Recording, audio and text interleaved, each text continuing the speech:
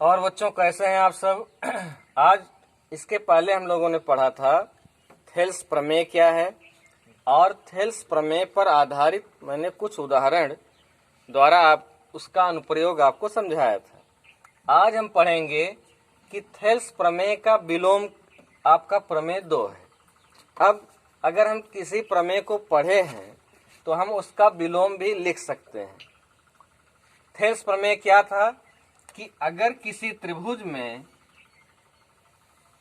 एक त्रिभुज में 3 भुजाएं होती हैं, ए बी सी एक त्रिभुज है, इसकी एक भुजा है ए बी, दूसरी ए सी और तीसरी बी सी।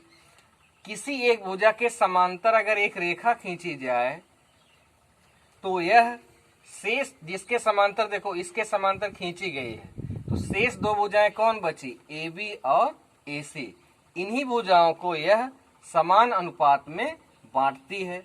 तो अगर हम इसको मान लें कि ये डी है और ई है, तो ए डी बटे बी डी बराबर होगा ए बटे ई सी। ये आपका थेल्स प्रमेय था।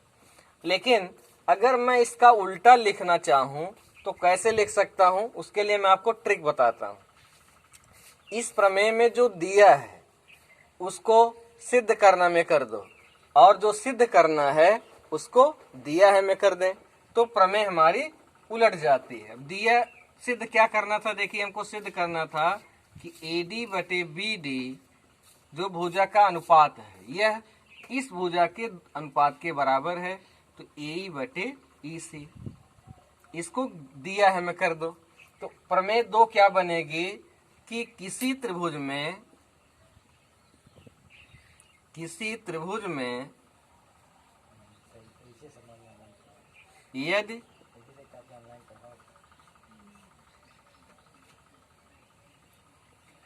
एक भुजा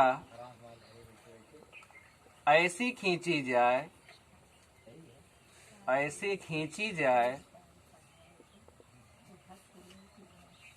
जो शेष 2 भुजाओं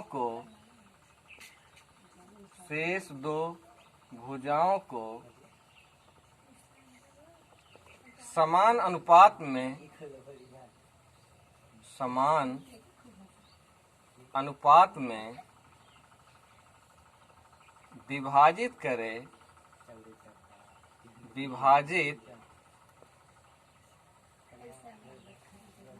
कुल हमार मेहनती विभाजित करे,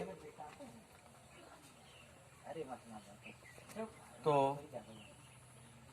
वह तीसरी भुजा के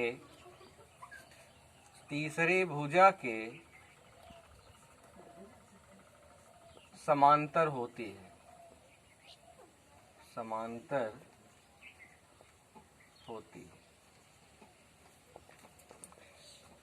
यही है आपका प्रमेय 2, जो प्रमेय थेल्स प्रमेय का क्या है, विलोम है, अपोजिट। अब यहाँ देखिए क्या दिया है, यहाँ ये चीज आपको लाना था। अब ये कह रहा है कि अगर किसी त्रिभुज में एक भुजा ऐसी खींची जाए कि यह शेष 2 भुजाओं को बराबर अनुपात में विभाजित करे, माने एक भुजा डी बी सी के साथ खींची गई, यह शेष 2 भुजाओं को डी और ई पर काट रही है, तो इस भुजा के 2 अनुपात बन रहे हैं, एक ए डी और एक बी डी। इधर बन रहा है ए और ई सी, और ये अनुपात जो आपस में भुजाओं के हैं ये समान है। तो ये सिद्ध करना है कि यह रेखा डी ई जो खींची गई है यह तीसरी भुजा के जिसको काटी है उसके समांतर नहीं होगी, बल्कि जिसको काट रही है उसके अलावा एक भुजा जो बच रही है उसके समांतर होगी। तो यहाँ हमें ये सिद्ध करना है कि डी ई समांतर है बी सी के। तो इस तरह से प्रमेय आप लिख लेंगे। इसके बाद हम लिखेंगे दिया है। क्या लिखेंगे, दिया है या ज्ञात है, जो भी आप लिखें। दिया है में लिखेंगे त्रिभुज ए बी सी जिसमें डी ई एक भुजा जो ए बी तथा ए सी को समान अनुपात में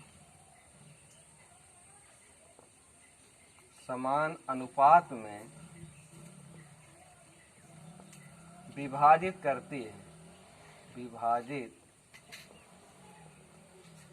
है। या इसे हम लिख सकते हैं कि AD बटे BD, AB का ये 2 अनुपात है, ये बराबर होगा AE बटे EC। ये दिया है। अब आगे हम लिखते हैं सिद्ध करना है। क्या लिखते हैं? सिद्ध करना है। यहां लिखेंगे सिद्ध करना है। सिद्ध करना है में अगर इस भुजा ने इनके 2 अनुपात बराबर बांटे तो सिद्ध ये करना है कि ये DE रेखा जो है ये BC के क्या है? समांतर है। तो DE समांतर है BC की। ये हमें सिद्ध करना है। अब हम रचना करते हैं। रचना में देखिए रचना क्या करना है। अब ये हमें पता नहीं कि ये समांतर है कि नहीं है, लेकिन ये पता है कि इसके द्वारा जो 2 अनुपात बट रहे हैं वो आपस में क्या है? बराबर है। तो अब मैं D से एक समांतर रेखा खींचता हूं DF। D बिंदु D से BC के समांतर DF रेखा खींचा। अब D से देखिए ये आपने खुद समांतर खींचा है, तो ये DF तो समांतर है, ये क्लियर है, लेकिन हमें लाना है कि DE समांतर है BC के। ये चीज हमें दिखाना है। तो जो आपने रचना किया, अब हम लिखते हैं उपपत्ति। क्या लिखते हैं? उपपत्ति। प्रमाण देंगे कैसे ये चीज आ रही है। तो देखिए जब आपने ये रचना किया है कि DF BC के समांतर है, तो थेल्स प्रमेय हम इसमें लगा सकते हैं। अब थेल्स प्रमेय क्या कहती है कि अगर कोई रेखा एक भुजा के समांतर है तो शेष 2 भुजाओं को बराबर अनुपात में बांटती है। तो यह समांतर है DF BC के। तो इसका जो अनुपात बना बच्चों AD बटे BD, और इधर जो अनुपात बना समांतर रेखा तक AF बटे FC, ये बराबर होगा। तो पहला हम लिखेंगे कि AD बटे BD ये बराबर है AF बटे FC। कैसे? रचना से, क्योंकि DF क्या है? समांतर है। तो ये आप थेल्स प्रमेय का यूज करके ये चीज आपको मिलता है। दूसरा आपको दिया है कि AD बटे BD ये बराबर है AE बटे EC के।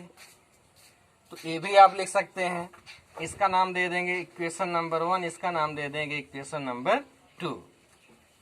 और देखिए बायां पक्ष दोनों का बराबर है, तो दायां पक्ष भी क्या होगा? बराबर होगा। तो यहां लिखेंगे समीकरण 1 व 2 से यहां आपको मिल गया AF बटे FC ये बराबर है AE बटे EC।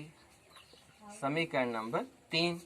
अब जरा इस चीज पर विचार कीजिए कि AF बटे FC इसका और इसका अनुपात वही आ रहा है जो AE बटे EC का आ रहा है। ठीक, देखिए मान लीजिए ये है इसका और इसका अनुपात आ रहा है, तो ये चीज आपको बता रहा है कि भैया AB और AB बटे उतना ही आ रहा है जितना AE बटे EC। तो ऐसा तो हो ही नहीं सकता, क्योंकि 2 अलग अलग बिंदु हैं, इनका मान कैसे अनुपात बराबर आ सकता है? इतने का इसमें अंतर है। लेकिन यह बराबर आना ही ये दर्शाता है कि F जो है या E जो है वो कहाँ है? F पर है, तभी ये संभव है, अन्यथा ऐसा अनुपात बराबर आ नहीं सकता। और ये चीज हम लिख देते हैं। बात समझ रहे कि नहीं?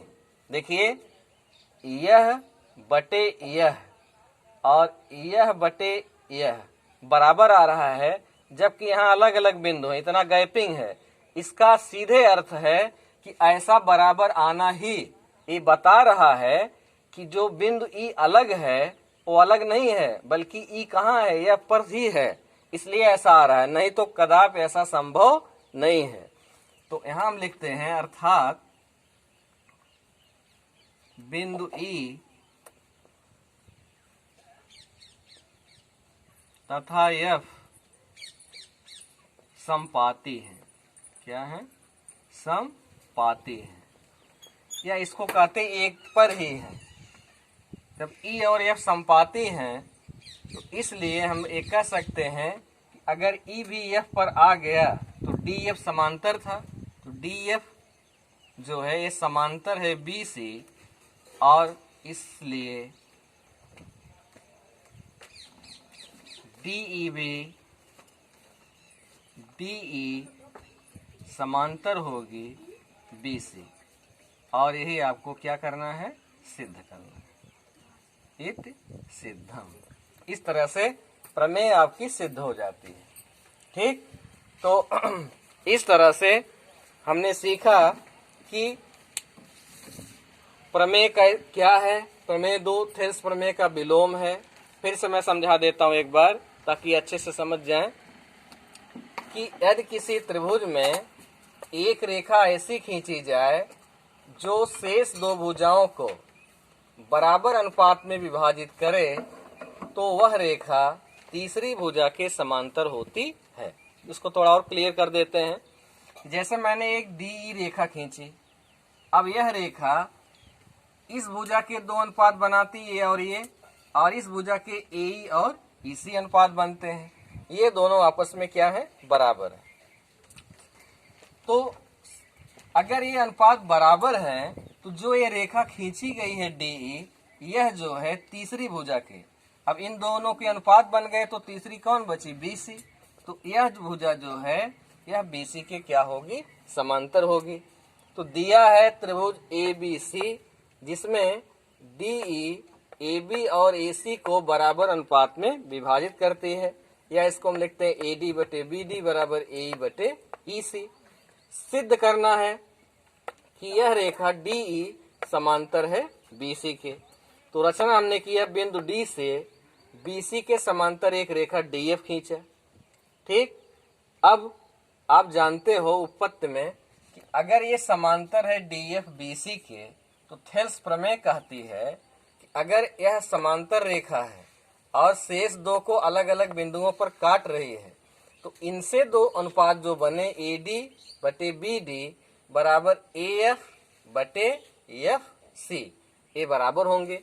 तो मैंने वो देखिए लिख दिया कि यहाँ रचना से या थेल्स प्रमेय से। तो आपको ये मिला इक्वेशन नंबर 2, और ए डी बटे बी डी बराबर ए बटे ई सी, ये दिया ही है। बायां पक्ष बराबर है तो दायां पक्ष भी क्या हो जाएगा? बराबर हो जाएगा। तो समीकरण 1 और 2 से आपको मिल गया कि ए एफ बटे एफ सी बराबर ए बटे ई सी। और ऐसा तभी हो सकता है, देखिए ए एफ बटे एफ सी इतनी दूरी बराबर है ए बटे ई सी। ऐसा कैसे हो सकता है? ऐसा तभी संभव है जब ई एफ पर हो। ई कहाँ हो? एफ पर हो, तभी ऐसा संभव है, अन्यथा ऐसा संभव नहीं है। तो इसी से हम